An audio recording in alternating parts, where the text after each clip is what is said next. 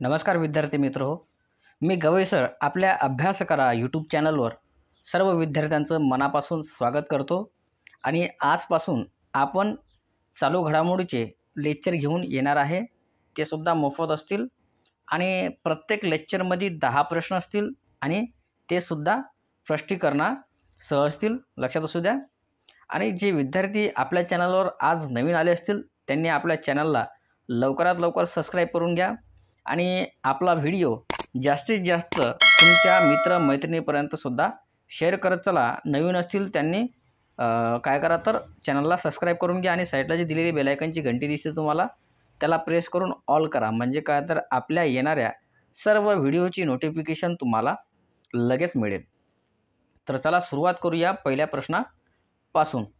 तर बघा, पहिला प्रश्न आहे, केंद्र सरकारने देशभरात एकूण किती ठिकाणी PM मित्र पार्कना मंजुरी दिली आहे?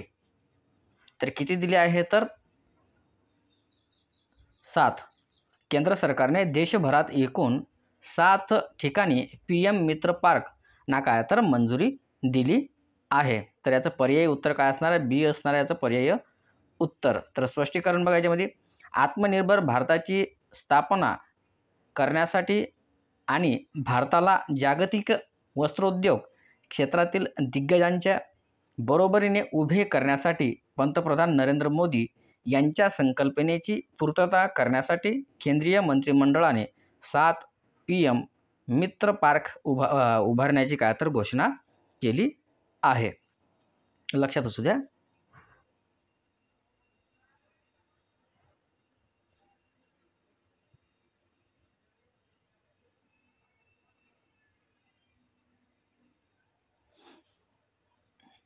तर याचं पर्यायी उत्तर काय असणार आहे? पर्याय क्रमांक बी उत्तर असणार आहे. आणि हे तुम्हाला PDF स्वरूपात जर पाहिजे असेल तर आपल्या टेलिग्राम चॅनलवर तुम्हाला मिळून जाईल. अभ्यास करा, सर्च करा, तुम्हाला आपलं टेलिग्राम चॅनल दिसून येईल. आणि ते कसं असणार आहे तर लोगो हा अशा प्रकारे असणार आहे. बघा, हा दिसते तुम्हाला, अशा प्रकारे लोगो असणार आहे. तर बघा, दुसरा प्रश्न आहे, खालीलपैकी कोण पायांनी तिरंदाजी करणारी जगातली एकमेव महिला तिरंदाज आहे? तर कोण आहे? जर तुम्हाला उत्तर येत असेल तर तुम्ही कमेंटमध्ये नक्की सांगू शकता.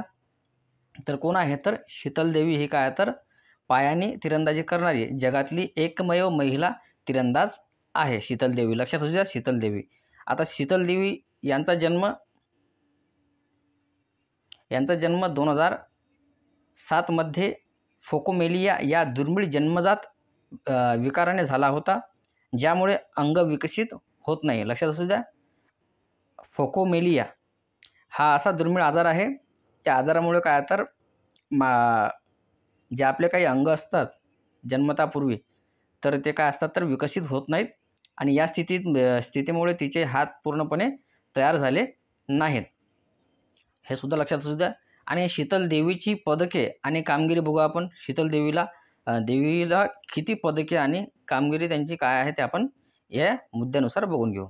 तर जगातली तिरंदाजी पॅरा चॅम्पियनशिप 2023 रौप्य पदक, महिला वैयक्तिक कंपाऊंड खुली तिरंदाजी 2023 मध्ये रौप्य पदक मिळवलं आहे तिने. आणि आशियाई पॅरा गेम्स 2023 सुवर्ण पदक मिळवलेले आहे. आणि आशियाई पॅरा गेम्स 2023 सुवर्ण पदक मिश्र दुहेरी कंपाऊंड खुली तिरंदाजी. आशियाई पॅरा गेम्स 2023 रौप्य पदक महिला दुहेरी कंपाऊंड ओपन तिरंदाजी. 2023 मध्ये खुल्या गटातील महिला कंपाऊंड पॅरा तिरंदाज जागतिक क्रमांक 1. तर खेलो इंडिया पॅरा गेम्स 2023 सुवर्णपदक महिला वैयक्तिक कंपाऊंड ओपन तिरंदाजी अर्जुन पुरस्कार 2023. आणि आशियाई पॅरा ऑलिम्पिक समितीतर्फे 2023चा सर्वोत्कृष्ट युवा खेळाडू जागतिक तिरंदाजीद्वारे 2023 मधील सर्वोत्कृष्ट महिला पॅरा आर्चर. लक्षात असू द्या. तर याचं उत्तर आहे शीतल देवी, पर्याय क्रमांक ए. तर पुढच्या प्रश्नाकडे वळूया. केंद्र सरकारने महाराष्ट्रात एकूण किती ठिकाणी PM मित्र पार्कना मंजुरी दिली आहे? तर किती दिली आहे? तर उत्तर तुम्हाला जर येत असेल तर तुम्ही कमेंट करून नक्की सांगू शकता. तर कोणी केली आहे तर केंद्र सरकारने महाराष्ट्रात एक ठिकाणी काय तर PM मित्र पार्कना मंजुरी दिली आहे. तर बघा स्पष्टीकरण बघू आपण. केंद्र आणि राज्याच्या संयुक्त मालकीचे विशेष उद्देश वाहने सध्या तामिळनाडू, तेलंगणा, गुजरात, कर्नाटकमध्ये येथे काय तर 7 PM mega integrated textile region आणि ॲपरल PM मित्र पार्कच्या स्थापनेवर देखरेख करण्यासाठी तयार करण्यात येत आहे. लक्षात असू द्या. आणि प्रदेश काय तर उत्तर प्रदेश आणि महाराष्ट्रामध्ये काय तर वस्त्रोद्योग सचिव रचना हे काय तर देखरेख करण्यासाठी काम करणार आहेत. तर पर्याय क्रमांक 1 काय तर आपल्या प्रश्नाचं योग्य उत्तर आहे तर ए. तर पुढच्या प्रश्नाकडे वळूया. भारतीय पादत्राणे व चर्मोद्योग विकास कार्यक्रमांतर्गत कोणत्या ठिकाणी मेगा लेदर फुटवेअर आणि ॲक्सेसरीज क्लस्टर डेव्हलपमेंट प्रकल्प उभारला जाणार आहे? तर कोणत्या ठिकाणी तर रातवड. भारतीय पादत्राणे व चर्मोद्योग विकास कार्यक्रमांतर्गत रातवड या ठिकाणी काय तर मेगा लेदर फुटवेअर आणि ॲक्सेसरीज क्लस्टर डेव्हलपमेंट प्रकल्प उभारला जाणार आहे. तर सध्या भारतात 470 हातमाग क्लस्टर आहेत. लक्षात असू द्या किती आहेत तर भारतात 470 हातमाग क्लस्टर आहेत, जे उत्तर प्रदेश, तामिळनाडू, ओरिसा आणि पश्चिम बंगाल या राज्यामध्ये पसरलेले आहे. आणि हँडलूम क्लस्टर्ससाठी सरकारने सहाय्य भारत सरकारने हातमाग क्लस्टर्सना प्रोत्साहन देण्यासाठी आणि समर्थन देण्यासाठी अनेक पुढाकार घेतले आहेत. तर पर्याय क्रमांक C हे आपल्या प्रश्नाचे योग्य उत्तर आहे. आणि कोणतं आहे तर रातवड.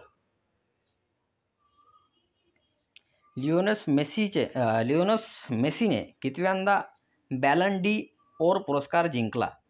तर कितव्यांदा जिंकला आहे तर 8व्यांदा. लक्षात असू द्या कितव्यांदा तर 8व्यांदा त्यांनी काय तर पुरस्कार जिंकला आहे. मेसीविषयी थोडीशी माहिती बघूया आपण.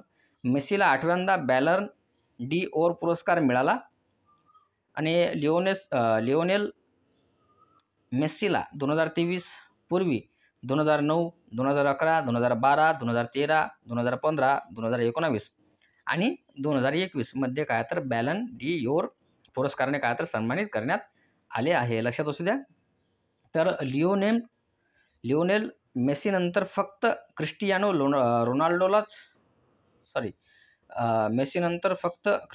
रोनाल्डोने 5 वेळा काय तर बॅलन डी ओर जिंकला आहे. तर पर्याय क्रमांक C हा आपल्या प्रश्नाचं काय तर योग्य उत्तर आहे. तर राजकीय पक्षांना रोख देणग्यांना पर्याय म्हणून केंद्र सरकारने रिकामी जागा रोजी निवडणूक रोख्यांची योजना आणली. तर कोणती तर 2 जानेवारी 2018 राजकीय पक्षांना रोख देणग्यांना पर्याय म्हणून केंद्र सरकारने 2 जानेवारी 2018 रोजी काय तर निवडणूक रोख्याची योजना आणली आहे. पर्याय D आपल्या प्रश्नाचं योग्य उत्तर आहे. नुकतेच कुणाच्या हस्ते वानखेडे स्टेडियमवर सचिन तेंडुलकर यांच्या पुतळ्याचे अनावरण करण्यात आले? तर कोणाच्या हस्ते करण्यात आले तर पर्याय क्रमांक C हे आपल्या प्रश्नाचं योग्य उत्तर आहे. तर एकनाथ शिंदे आणि अमोल काळे यांच्या हस्ते काय तर वानखेडे स्टेडियमवर सचिन तेंडुलकर यांच्या पुतळ्याचे अनावरण करण्यात आले आहे. काही त्याच्याविषयी थोडी माहिती बघूया आपण. तर मुंबईच्या वानखेडे स्टेडियमवर भारतरत्न सचिन तेंडुलकरचा पूर्णाकृती पुतळा उभारण्यात आला असून मुख्यमंत्री एकनाथ शिंदे यांच्या हस्ते या पुतळ्याचं काय तर अनावरण करण्यात आलं होतं. तर महाराष्ट्राचे मुख्यमंत्री लक्षात असू द्या महाराष्ट्राचे मुख्यमंत्री कोण आहेत तर एकनाथ शिंदे आहेत. आणि तेंडुलकर आणि त्यांची पत्नी अंजली यांच्यासह शरद पवार आणि राजीव शुक्ला यांनी पुतळा उघडला आणि युगानुयुगे सचिन अहमदनगर येथील प्रख्यात आणि हे बघा ती मूर्ती कोणी तयार केली तर ती मूर्ती तयार केली आहे अहमदनगर येथील प्रख्यात शिल्पकार प्रमोद कांबळे. लक्षात असू द्या कोणी तर प्रमोद कांबळे यांनी काय तर तेंडुलकरांना एका कालातील पोजमध्ये जिवंत केले आहे. आणि मूर्ती कोणी तयार केली आहे तर हे प्रमोद कांबळे. याच्यावरती सुद्धा प्रश्न येऊ शकतो. आझादी का अमृत महोत्सव हे अभियान सुमारे किती दिवस चालले? तर किती दिवस चालले? तर 1000 दिवस चालले. आझादी का अमृत महोत्सव हे अभियान 1000 दिवस चालले आहे. पर्याय डी आपल्या प्रश्नाचं काय तर योग्य उत्तर आहे. तर आझादी का अमृत महोत्सव कधी सुरू करण्यात आला? तर बघा, आझादी का अमृत महोत्सव हा कधी सुरू करण्यात आला तर 12 मार्च 2021 या दिवशी काय तर सुरू करण्यात आला आहे आझादी का अमृत महोत्सव. तर स्पष्टीकरण बघू आपण. आझादी का अमृत महोत्सवाचा अधिकृत प्रवास 12 मार्च 2021 रोजी सुरू झाला, ज्याने आपल्या स्वातंत्र्याच्या 75व्या वर्धापन दिनासाठी 75 आठवड्याचे काउंटडाऊन सुरू केले आणि 15 ऑगस्ट 2023 रोजी 1 वर्ष संपेल. लक्षात असू द्या, 15 ऑगस्ट 2023 रोजी काय तर 1 वर्ष संपेल. तर पर्याय क्रमांक ए आपल्या या प्रश्नाचं योग्य उत्तर आहे. वर्ल्ड बायोस्फिअर रिझर्व्ह डे कोणत्या दिवशी साजरा केला जातो? तर वर्ल्ड बायोस्फिअर रिझर्व्ह डे हा 3 नोव्हेंबर या दिवशी काय तर साजरा केला जातो. तर पर्याय डी या प्रश्नाचं काय तर योग्य उत्तर आहे. तर स्पष्टीकरण बघूया आपण. 3 नोव्हेंबर हा दिवस काय तर जगभरात जागतिक जीवावरण राखीव क्षेत्र दिन काय असते? तर 3 नोव्हेंबर हा दिवस जगभरात जागतिक जीवावरण राखीव क्षेत्र दिन म्हणून साजरा करण्यात येतो. बायोस्फिअर रिझर्व्ह इन इंडिया, त्यालाच मराठीत म्हणतात जागतिक जीवावरण राखीव क्षेत्र. तर म्हणून साजरा करण्यात येतो. तर त्यानिमित्तानेच 3 नोव्हेंबर 2023 रोजी काय तर चेन्नई, तामिळनाडू येथे 10व्या South and Central Asian biosphere reserve network परिषदेचे काय तर आयोजन करण्यात आले होते. तर पर्याय डी आपल्या प्रश्नाचं योग्य उत्तर आहे. तर विद्यार्थी मित्रो, इथं आपले 10 प्रश्न संपले. तुम्हाला हा व्हिडिओ कसा वाटला नक्की कमेंट करून सांगा. जर याच्यामध्ये काही आणखी नवीन चेंजेस करायचे असतील तर मला नक्की सांगा तुम्ही. मी आणखी काही नवीन चेंजेस करून येईल आणि हा व्हिडिओ काय तर तुम्ही जास्तीत जास्त तुमच्या मित्रमैत्रिणीपर्यंत शेअर करत चला. आणि जे विद्यार्थी आपल्या चॅनलवरती नवीन आले असतील त्यांनी आपल्या चॅनलला लवकरात लवकर सबस्क्राईब करून घ्या. आपल्या चॅनलवरती अभ्यासाविषयी खूप महत्त्वाची माहिती मिळते.